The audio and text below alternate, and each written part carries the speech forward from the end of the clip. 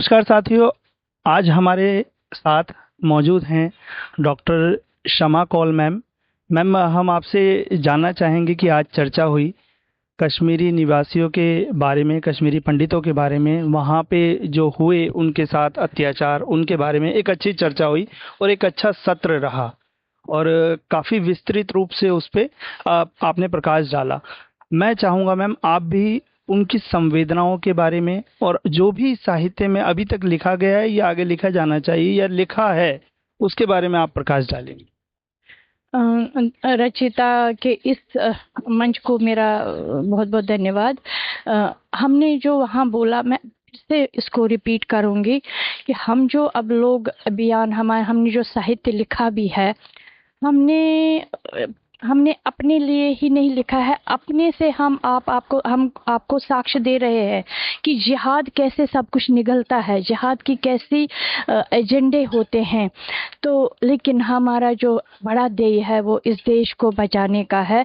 आप देख रहे हैं किस किस स्तर पे जिहाद चल रहा है। क्या आपको ये नहीं लग रहा है चुपचाप इस देश पर युद्ध चल रहा है? आप ट्रेनों का जहाज देखे, आप भूमि का जहाज देखे, आप ये जो वक्फ का जहाज देखे, तो इसमें जो राज्य की कमजोरी है, राज्य की जो ऐसी मतलब ऐसी व्यवस्थाएं हैं जो उनकी मदद कर रहा है, वो विपक्ष जो उनकी मदद कर रहा है, उस पर जब तक अंकुश नहीं लगेगा कश्मीर का मुद्दा भी सॉल्व नहीं होगा। और ये होना चाहिए। और ये कौन करेगा? राज्य को राज्य को सबसे ज्यादा ताकत कौन देगा? वो लोग देंगे। तो लोगों को मैं प्रेरित करना चाहती हूँ, लोगों को मैं बताना चाहती हूँ, इस देश के राष्ट्रीय भारतीय मन के बच्चों को हम ये उनमें ये बीज बोना चाहते हैं कि देश बहुत खतरे में है। आपको इस देश के जो जैसे मैंने कहा, धर्म और देश, धर्म और स्थान को की जो संबंध है उसको जी लेना चाहिए, उस पर चिंतन मनन करना चाहिए। संस्कृति बचेगी, आप बचेंगे, वरना कुछ नहीं बचेगा। और संस्कृति के लिए आपको देश चाहिए, क्षेत्र चाहिए, आपको भूमि चाहिए। उस भूमि पर बहुत बड़ा चुपचाप एक अघोषित युद्ध चल रहा है और वो उस दिन शुरू हुआ था। मैंने कहा ना, किक स्टार्ट उसका 1990 में हुआ, जब हमें वहां से जेनोसाइड के करते हुए निकाला गया। तो ये देश बचे। और ये क्यों एनकरेज हुआ?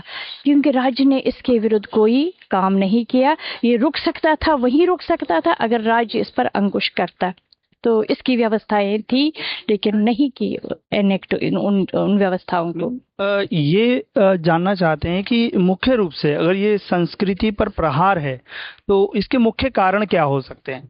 इसके मुख्य कारण ये हैं कि देखो, संस्कृति कहाँ पनपती है?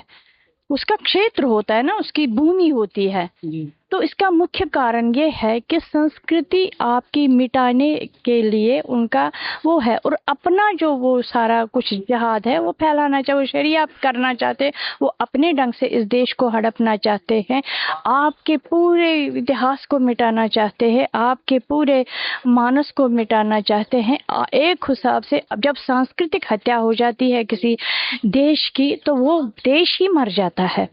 तो वो इस तरह से आप पर युद्ध कर रहे हैं, युद्ध जीतना चाहते हैं। वो ये जो गजवाए हिंद उन्होंने बोला है, ये उसी का एक कार्यक्रम है और ये बड़े जोरों शोरों से चल रहा है।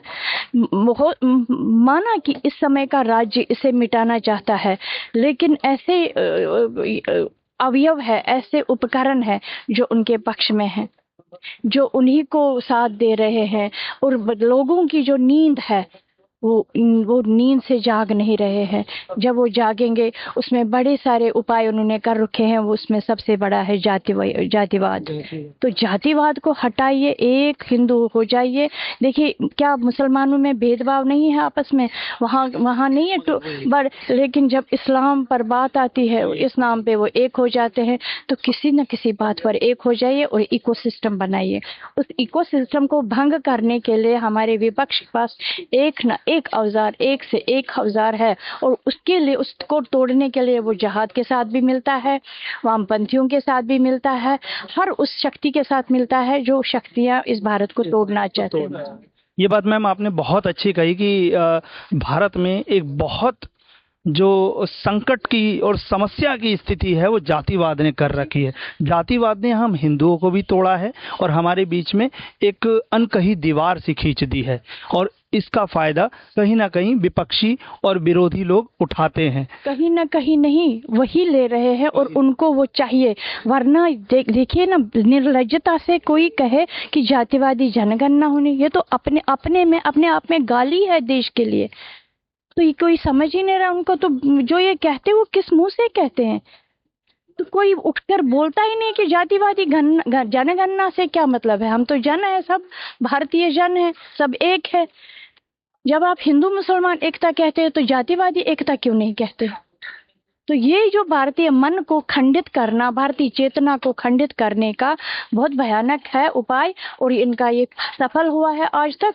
और इससे इन्होंने बहुत सारा जो है बहुत सारी भूमि खत्म कर ली है। बहुत हर जगह पर इन्फिल्ट्रेशन है, हर जगह पर इनका एक अड्डा है, हर मोहल्ले में इनका एक अड्डा है, हर प्रदेश में एक पाकिस्तान बन चुका है। एक छोटी सी चीज आपसे, जो महत्वपूर्ण चीज मुझे लगती है कि अगर हम कहीं ना कहीं इस चीज को बोलते हैं कि जातीय जनगणना नहीं होनी चाहिए, तो ठीक है वो नहीं होनी चाहिए, परंतु कहीं ना कहीं हम लोगों के बीच में भी एक ऐसा अंतराल आ चुका है जाति की समस्या के कारण कि हम लोग आपसी समता मूलक समाज की स्थापना उस रूप से नहीं कर पा रहे हैं जिस रूप से होनी चाहिए। बेटा, उसका कारण ही राज्य है।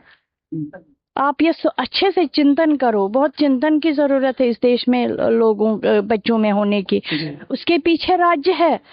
राज्य आपको वैसा, आपको लगता है कि मैं वो हूँ तो मैं यादव हूँ तो यादव को ही वोट दूंगा, वो मेरे लिए कुछ करेगा। इसलिए हमको छोटे छोटे लक्ष्यों के ओर देखने को मजबूर किया जा रहा है, बड़े लक्ष्य की ओर नहीं किया जा रहा है। तो इसलिए इसमें युवाओं का बहुत ही बड़ा वो है योगदान चाहिए इसमें, कि ये जो है पार्टियों का ये जो तरीका है, ये विपक्ष का इस समय का तरीका है, वो जो आपकी चेतना को खंडित कर, वो जो आपको मजबूर कर रहा है कि नहीं जाति में ही मेरा फायदा है, उसी में उसको वो नहीं, उसको खंडित करना। एक तो सामाजिक स्तर पर भी तो नेता होना चाहिए, और दूसरा जो राज्य उस पर जो वो बनाए रख रहा है, तो राज्य बहुत ज़रूरी होता है, बहुत ज़रूरी चीज़ है। तो सामाजिक रूप से भी हमको जागरूक ज़रूरी होना है। अगर राज्य ऐसा चाहता है तो उसके विपरीत आपको जाना है, उसी राज्य के खिलाफ, उसी राज्य के वो अगर वो चाहता है। अभी मोदी जी कितना कहते हैं भाई जातिवाद से उठो, लेकिन जब विपक्षी नेता आता है वो ऐसा प्रचार करता है कि नहीं, तो लोग उसी के जाते हैं कि उन लोग इस ग्रुप पीपल ऑफ ये this group will get this benefit. उसमें समझना चाहिए कि ये बहुत ही हानिकारक है भविष्य के लिए, ये मुझे फिर हिंदू नहीं रहने देगा। तो इसलिए ये हमारा फर्ज है, समाज का भी अपना दायित्व है, वो हम नहीं निभाते हैं, हम नहीं निभाते हैं, और हम में ऐसे चिंतनशील लोग उठते ही नहीं हैं। तो ये बहुत गलत बात है। देखो आप अभी आजकल दलित लीडर क्या मुसलमानों में काम कर रहे हैं। हाँ। तो इससे दलितों को ये संदेश दे रहे हैं कि हम उनके साथ एफिलिएटेड है, हिंदुओं के साथ नहीं है। तो हमें भी यही करना चाहिए कि दलितों को दिखाना कि आप दलित नहीं हो। सच मानो तो सारा हिंदू समाज इस देश का दलित है इस समय। क्यों? क्योंकि गंभीर समस्या है, और हिंदू बहुत बड़ा विक्टिम है, लेकिन विक्टिम कार्ड खेल रहा है वो जो इस देश का शत्रु है। तो ये समझाने की जरूरत है। तो यही मेरा ये है।